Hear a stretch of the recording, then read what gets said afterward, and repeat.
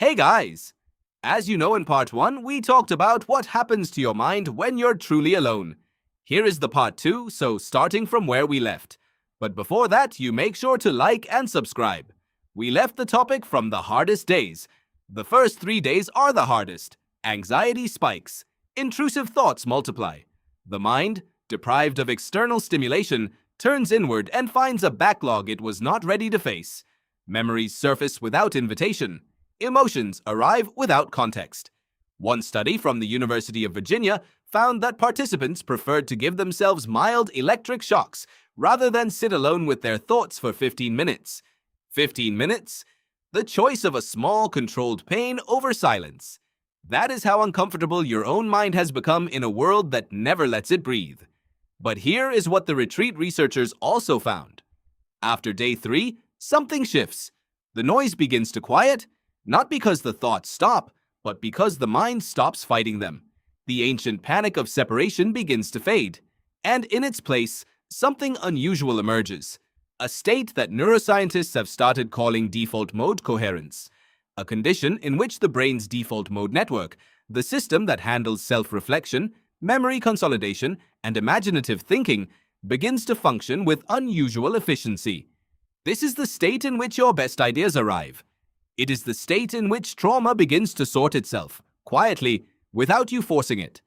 It is the state in which you begin to hear, for perhaps the first time in years, what you actually think about your own life. Ancient cultures understood this in their own way, without the neuroscience. Nearly every major spiritual tradition in human history has embedded a period of intentional solitude into its rites of passage. The vision quest of indigenous North American traditions sent young people alone into the wilderness for days at a time, without food, without shelter, without company, not as punishment, as initiation.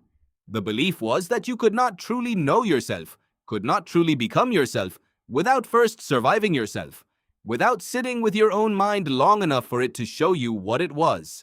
What they were describing in the language of ritual is what the neuroscience now confirms. Solitude does not destroy the self. Extended, unwanted, forced isolation does. But chosen solitude, entered with awareness, does something quite different. It reveals the self that has been quietly waiting underneath the noise. So why does modern life resist this so aggressively? Why has the average person's tolerance for solitude dropped so dramatically in a single generation? The answer is not weakness, it is architecture. The architecture of a world designed to ensure you are never alone long enough to become uncomfortable. Because discomfort, in solitude, is the doorway.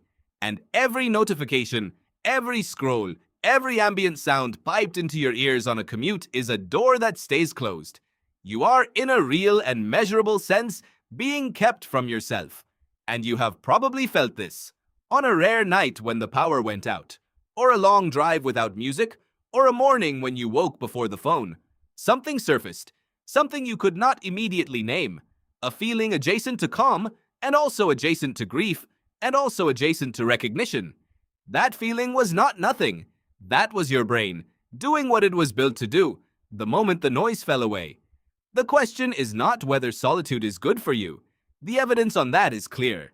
The question is whether you are willing to sit with what it brings up.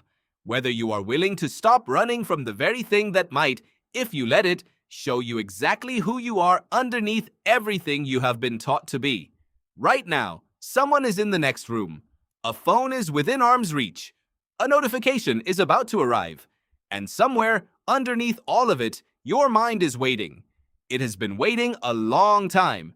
It is not going anywhere. The only question is whether you are finally ready to meet it. If you are ready to meet it, do let me know in the comment sections. I hope that you like our today's topic. Do give more suggestions, what you want to see more. And remember, don't forget to like and subscribe, as it will help me to make more content like this for you. See you in the next video. Until then, peace out. Adios, amigos.